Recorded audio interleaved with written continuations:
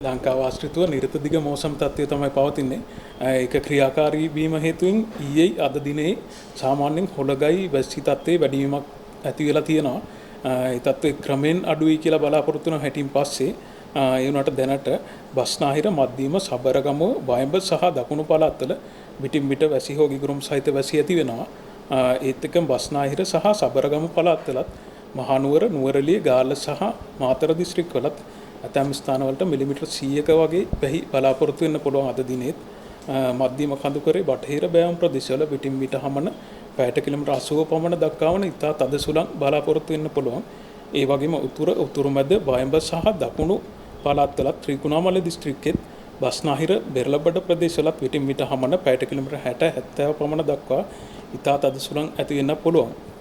ඒ වගේ මුහුදු ප්‍රදේශ සලකා බැලීමේදී ත්‍රිකුණාමලයේ සිට කංකාසන්තුරේ මන්නාරම පුත්තලම කොළඹ ගාල්ල සහ හම්බන්තොට හරහා පොතුවිල් දක්වා වන ගැඹුරු සහ නොගැඹුරු මුහුදු ප්‍රදේශවල සුළඟේ වේගය පැයට කිලෝමීටර් 60-70 පමණ දක්වාත් වැඩි වෙන්න පුළුවන්. ඒත් එක්කම එම මුහුදු ප්‍රදේශ ඉතා රළු වීමටත් හැකියාව පවතිනවා.